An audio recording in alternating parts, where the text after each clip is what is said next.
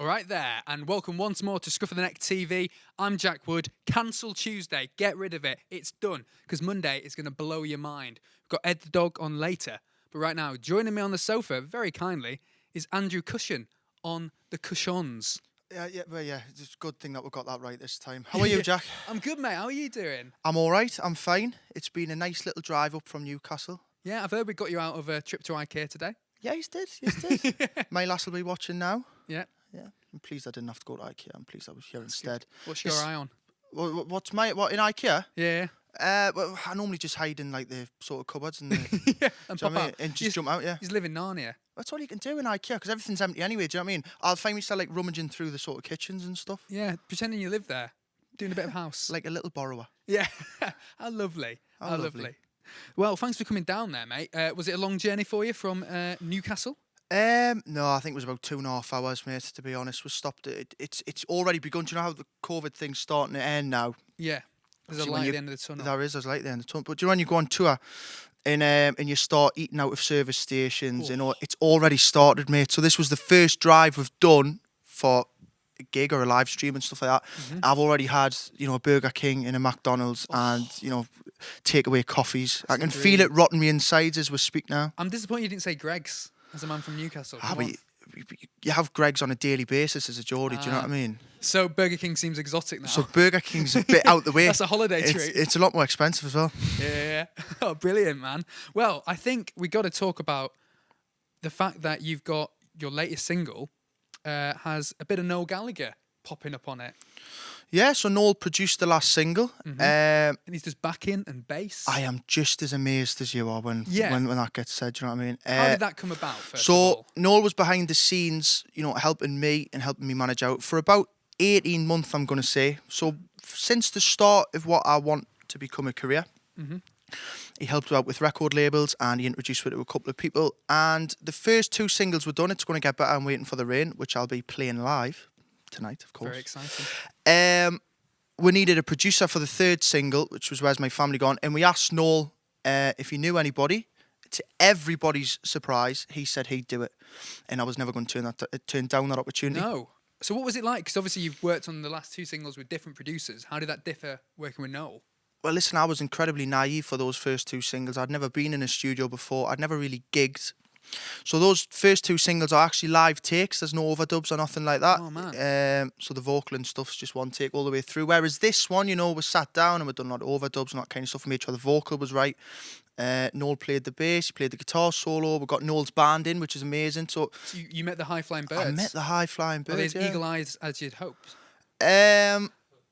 Even more so, I'm going to say. Even more so. How high do they fly? I mean... soar. Yeah, they soar through the clouds, mate. They do that. He does have some good musicians with him. Yeah, do you know what? It was great. And his drummer, Jeremy or Paul, one of the 2. One of them was engineer, the other one was a drummer. Don't know which one was which. But he was that good. We paid him for the day. He was that good. He drummed for about half an hour and then went to sleep upstairs in the studio. And I thought, this is the life. Do you know what I mean? Should be the drummer, mate. He's been paid for a day's work. He's done half an hour and he's went to sleep upstairs. And I just thought... Until I'm doing that, I haven't made it. Do you know what I mean? Did you kind of get a bit pissed off and was like, let's bring him back down, get him to do something else? Get him on the tambourine for a bit. Can you just come down and tie my shoelaces or something, exactly. please? Can you have your money's worth, please? Yeah. I'm pleased you swore there as well because I wasn't too sure on the swearing rules. Oh, we can swear a little bit. Do a little bit. We've got someone on here who's called Space Cavant, and I refuse to say the swear version of that, but... Yeah, try saying that after a couple of Stellas. Yeah, I will. But so, yeah, it was amazing. What did you learn then from working with Noel? I learned a lot of things, man. Listen, outside of music, and obviously I've done other jobs and stuff besides, this whole rock and roll thing that I'm trying to get into and all that bollocks. He's the most professional bloke I've ever met in my life, and that's outside of, working with building site managers or working with office managers. He's the most professional bloke I've ever been in a room with. So his professionalism and everything shone through. I'd like to think that I took a little bit of experience with that. But also, there was a moment in the studio when...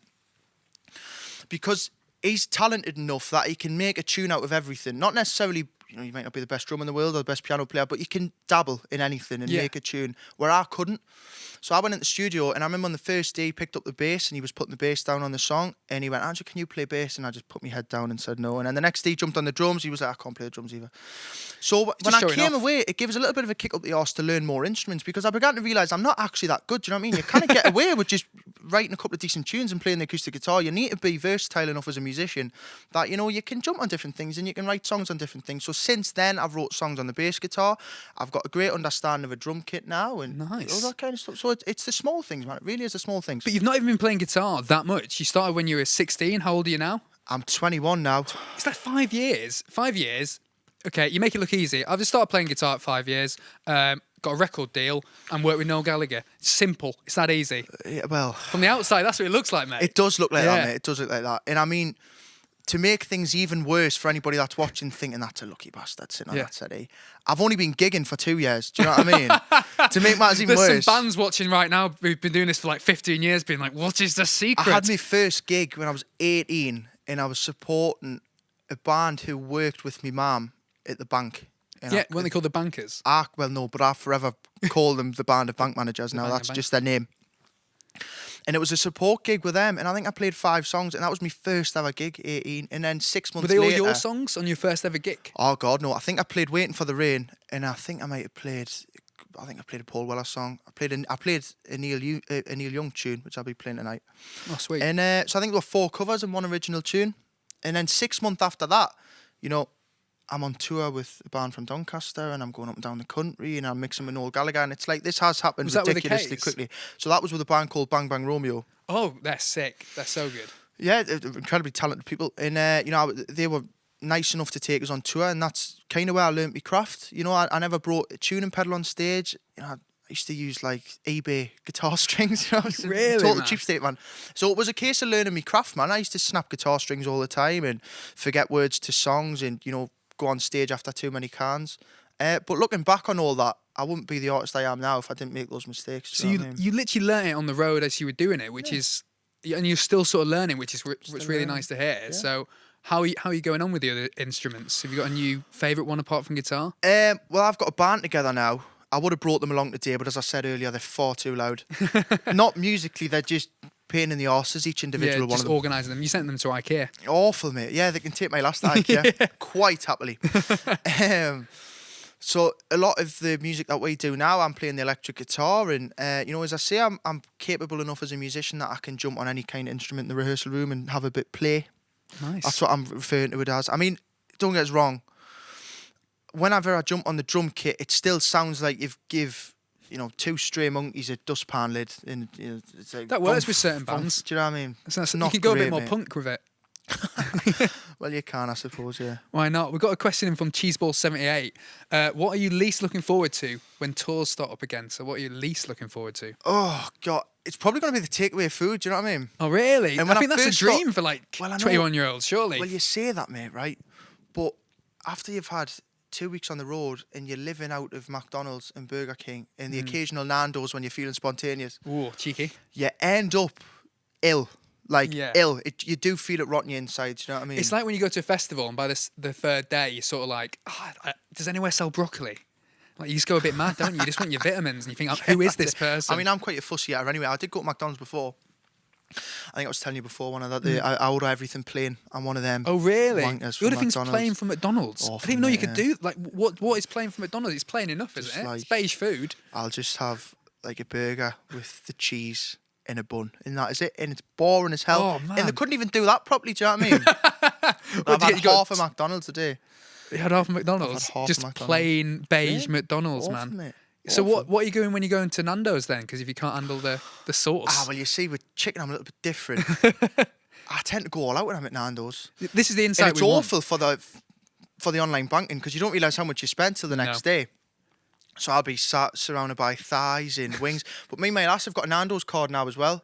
So I'm forever getting rewards. Oh, I thought you meant you got the black card that gets it for free. Listen, I'm not that famous yet, Jack. Let's hold off a horse. Is that the goal? That's the goal. Would you rather have that or Greg's card? Oh, God, there's a question. Yeah, that's the big question. Well, I've got a good mate who works at Greg's anyway. so I can always kind of cash in on a couple of chicken bakes from him. Do you know what I mean? That sausage roll looks a bit dodgy, mate. Just pass it over fine, here. mate. But the vegan sausage rolls are quite good from I Greggs, think they're actually. better than the normal ones. I agree. I'm going to throw it out there. I agree. Less greasy. Yeah, I agree. That's a bold statement, mate, isn't it? Mate, I'm putting it out there. It's a So bold come at me. statement. Come at me, Greggs. Give me the card. That's what I want.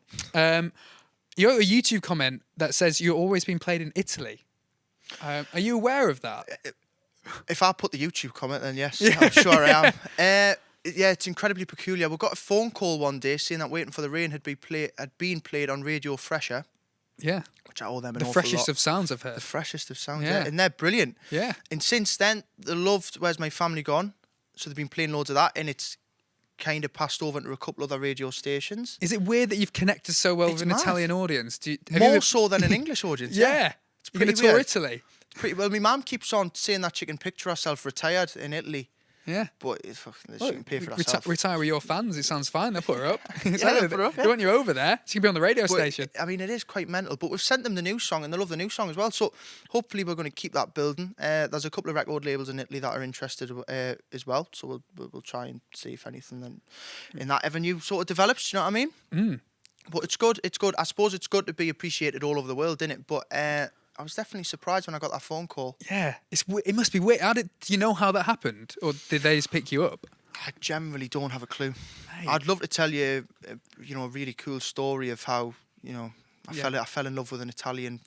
Yeah. in Pasta maker. in I just love her- lasagna. Yeah, and her dad's cousin's friend, loved rain. So Just loved the rain and was like, if only there was a song about this. I Yeah. like Travis, but that's not the right sound.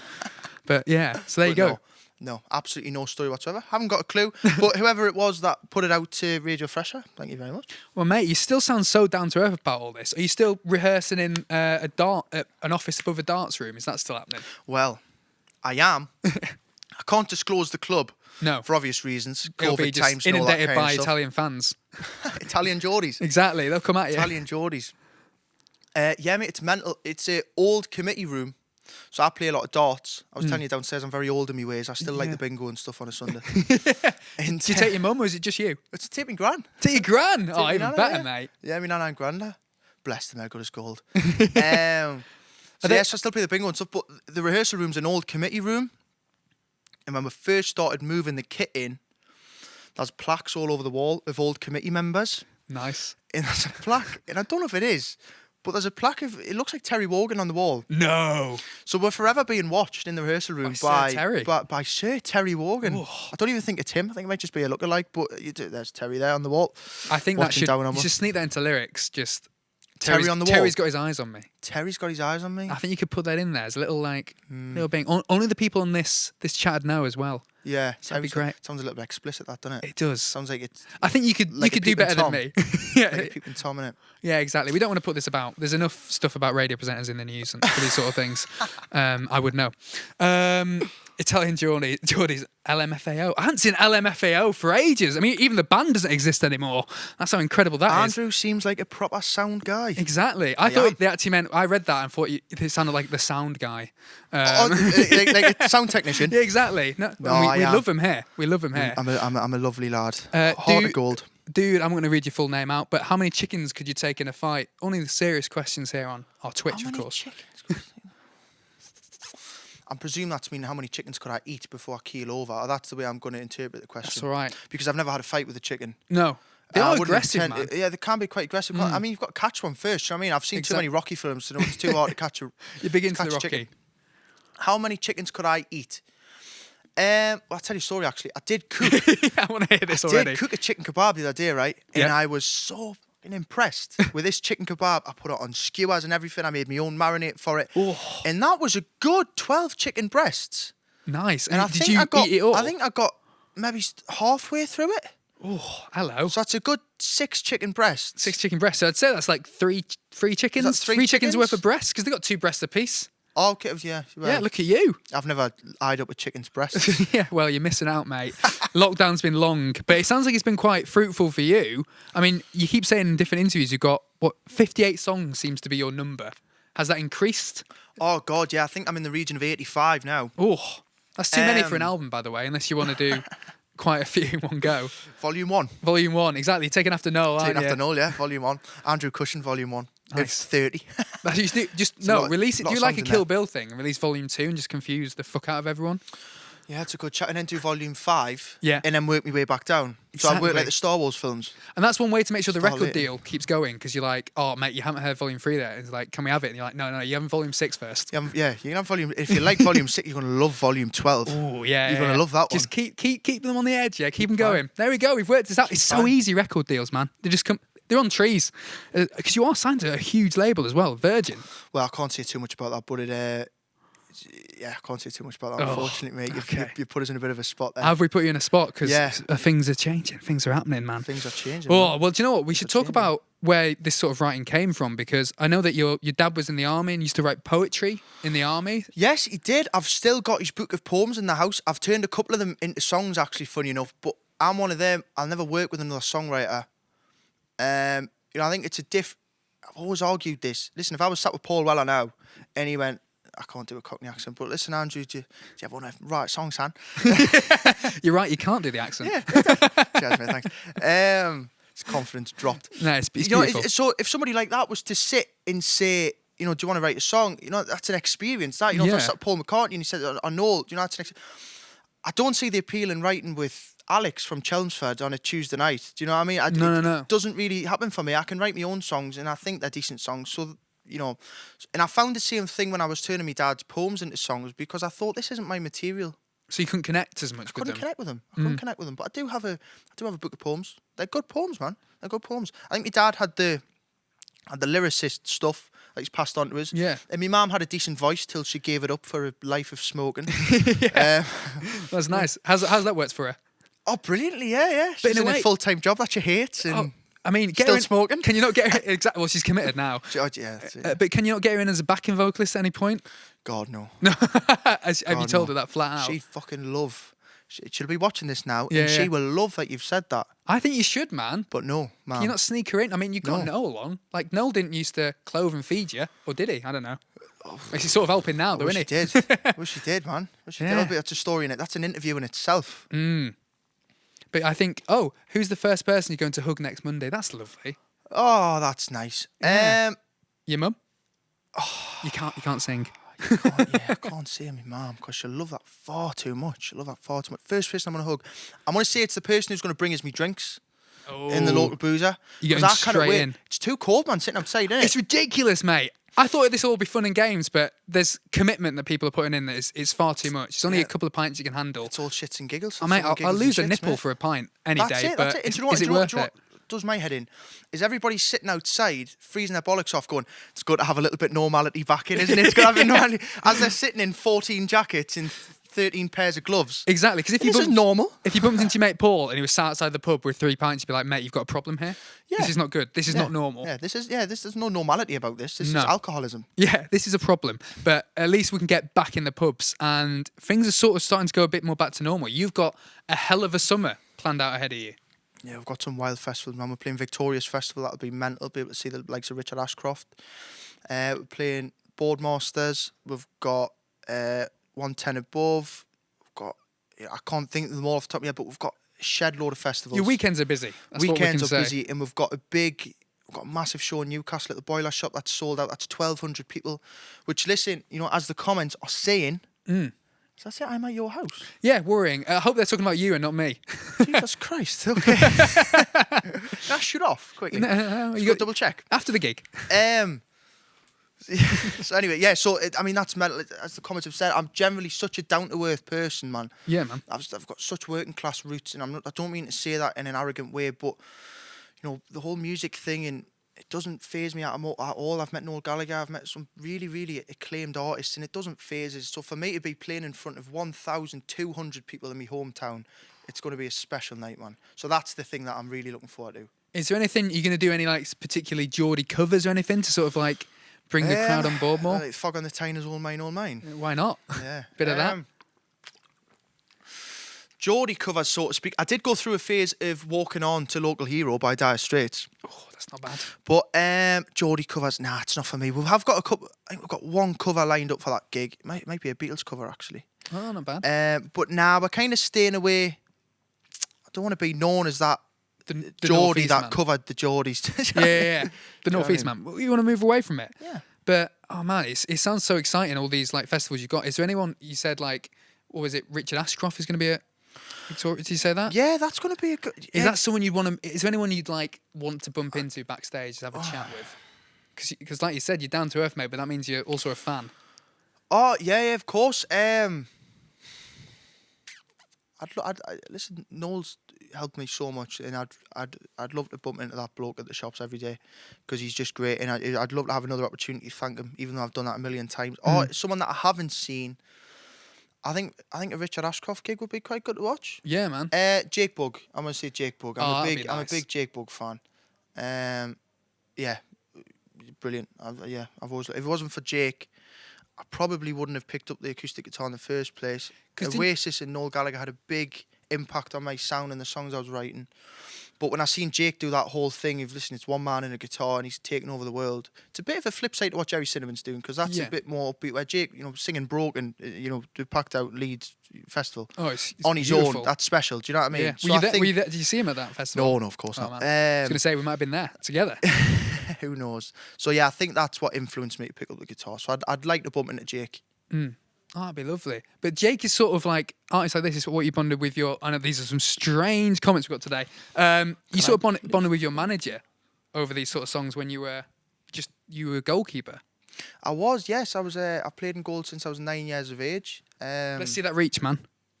Look at that. Look at that. That's the hands of a goalkeeper. Look at that. You'd feel safe in those, wouldn't you? You would. I'd like you to hug me on May the 17th. Oh. I could hug you and Lee. Yeah, exactly. You'd be fine. Same on.